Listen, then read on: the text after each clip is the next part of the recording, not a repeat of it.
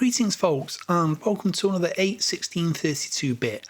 I'm your host Rob, and today we're going to be looking at something that will really hit you in the nostalgia feels if you're British.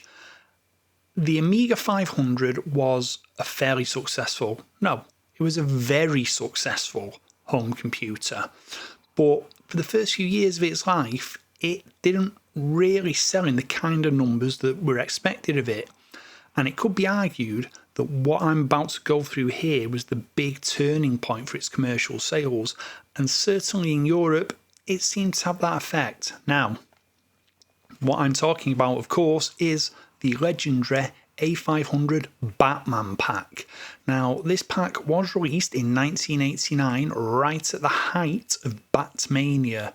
Now, if you weren't around at the time, explaining just how big a deal Tim Burton's Batman film was and all the hype that went with it, you just won't get it. It was everywhere. Complete pop culture prevalence. You name it, if they could slap the Batman logo on it, it had it. And, of course, there was a video game, which, inevitably, was created by Ocean Software. Now, this was the Ocean Software of ZX Spectrum RoboCop rather than the Ocean Software of, oh my god, it's that Addams Family game that lots of people seem to have fond memories of, but I think is bloody terrible. But I digress. Anyway, in 1989, Commodore struck a deal with Ocean to pack the highly anticipated Batman game into the box and theme the entire package around you getting Batman with the Amiga, hence the Batman pack. Now, for those not really familiar with the concept of the packing, at the time it was really common, if you were going to buy a new home computer or console, for it to come with a game packed in, hence the title packing. Now, more often than not, this would require some specialist packaging to go with it, which is, as you can see here on screen, what the Batman pack had. Batman was the focus, not the Amiga itself, but Batman.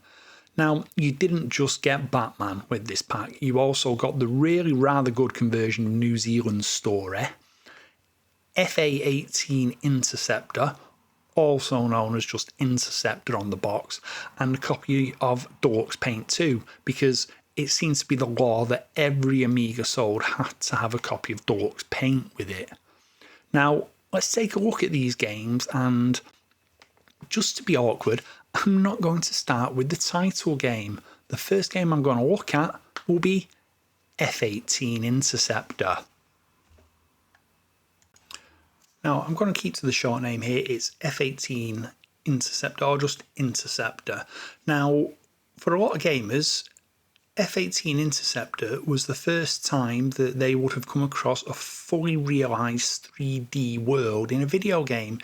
Yes, on the 8-bits there have been games like Mercenary and a few other attempts like that which used vector graphics and eventually filled polygons with titles like Castle Master, but really, it was playing a game like this that gave most gamers their first real at-home experience of polygonal 3D graphics. And, you know, it's not a bad game. By modern standards, it's quite basic and quite simple, but by the standards of the time, this is a really rather excellent game.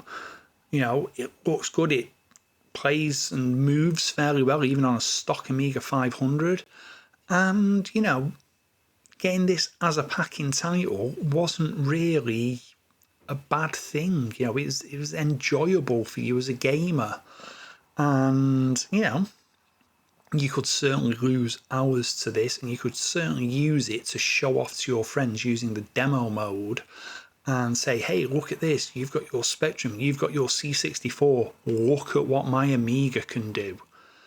But yeah, you know, this was the third game in the pack, and it wasn't the reason you bought it. I mean, I'm actually quite sure that for some people, this game probably was the reason they bought the Amiga. But for most people, this was a bonus, an extra on top of what they were already getting. But let's move on to the next title in the package, New Zealand Story. Now, New Zealand Story is a conversion of the really rather excellent arcade platform game of the same title.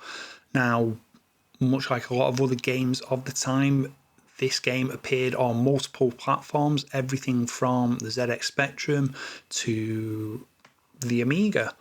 And they were all fairly good conversions, although this version looks and plays really rather good. I really like it.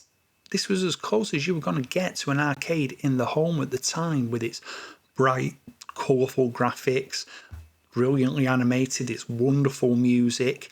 This was a draw on its own, really, to most gamers. But, you were getting this as well as Ocean's Batman game. And yeah, it's fun. It's playable. It's going to keep you entertained, especially once you've been playing Batman for a while and you fancy a change. It's a different game. It is a platform, but it's more arcadey. It's brighter. It's more colourful. It is what it is. It's just a colourful, fun platform game. It's kind of what you would expect when people talk about packing video games. From the time, the expectation would be some kind of platform game, because platform games were ubiquitous. It's what people played. And yeah, New Zealand Story is an excellent packing title. But I suppose we should really get on here now to the main course, the raison d'etre for the Batman pack, Batman the movie. Now, Batman the movie was very typical of Ocean's products at the time. It was a movie license action game, and what they really did was they made it into a bunch of mini games. You have the platforming sections such as this, and you also have some vehicle sections where you drive the Batmobile and the Batplane around, being all, Batman. And this formula had worked previously with RoboCop, and they would use this same concept with some other licenses that they had, such as The Untouchables, Platoon. But, this one, especially given the hype around the actual Batman film itself, this was a massive release, and for Commodore to actually get this as its packing title was a huge coup for them. It was very genuinely a system seller, and Commodore understood this, which is why they made sure that they got the license to put it in the package with the Amiga. And yeah, as I said, this sold an awful lot of Amigas. In 1989, if you were wanting to upgrade from your Spectrum or C64, if you wanted to go down the console route, you were stepping across really to the Master System or the much less popular and common NES. If you had the money, you might have imported a very early Mega Drive from Japan. But if you wanted to stay on the home computers, PCs were not really machines that you played games on at the time. So your options were an Amiga or an Atari ST. And, thanks to this pack, an awful lot of people chose the Amiga over the Atari ST because it showed what the Amiga could do. This is a really fun game, especially by the standards of the time, because certainly for licensed titles like this, expectations were not hugely high. Games like RoboCop and this were more the exception rather than the rule when it came to the quality of a licensed title. And I mean, look at it. It's fairly colourful. It's quite well animated. It does capture the feel of Batman. He's not an invulnerable superhero. He's a human guy, albeit a billionaire, in a suit with some gadgets. But, this is your opportunity to be Batman. And like I said, it's a great game, and it was a system seller. Now, whether it was as big a system seller as people make out, we'll never really know, because sales records from Commodore at the time are notoriously, shall we say, interesting. There are so many different numbers bandied about by people who were involved with Commodore and such that we can't really say how much of an impact it had, but it was certainly after this pack came out that you saw the Amiga become the main platform for software houses, especially in Europe. Companies like Ocean, US Gold, Gremlin, Psygnosis, they started to focus on the Amiga after this pack came out to a much greater extent. And yeah, this pack is the reason why. The Batman pack sold the Amiga and turned it into the 16-bit system to have.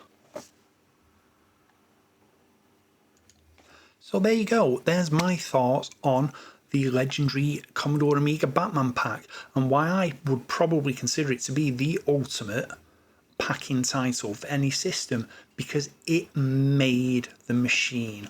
Whilst later on other companies would try similar tactics, such as Sega packing Sonic the Altered Beast and then Sonic the Hedgehog in with the Mega Drive, and Nintendo offering Street Fighter 2, which was a completely exclusive title to the SNES at the time, and Mario World as packing titles. I really don't think any of them perhaps had the same impact that the Batman pack did to an overall system's sales and its appearance to the market, except maybe the NES Teenage Mutant Hero Turtles pack, which turned the system into an actual competitor in Europe eventually. But this, you can't overstate, I think, the importance of the Batman pack to the Amiga 500 as a gaming system. It sold a lot of systems to a lot of people, and yeah, it really did push the Amiga out there beyond the Atari ST, which was really interesting because at the time the Amiga was a good £100 more expensive than the ST. You could buy an Atari ST with a decent amount of game software for about $299.99 at the time, whereas the Batman Amiga pack was more like $399.99, but this sold people on the extra price. Anyway, they're my thoughts. Let me know what you think down in the comments below. Now, if you've enjoyed this video, do leave a like. If you really enjoyed it, feel free to subscribe to the channel. The option's down there as well. If you do subscribe and you want to know when I next upload a video, hit the bell icon to be notified when the new uploads go live. And if you really want to support the channel, you will see in the description below there's a Ko-fi page, there's a Patreon page, you can take out a YouTube membership. Big up to Leftback and also got Retro, as usual. Those guys are awesome, they keep supporting me. Love you guys. And yeah, I've been Rob, this has been 81632-bit, and I'll see you on the next video.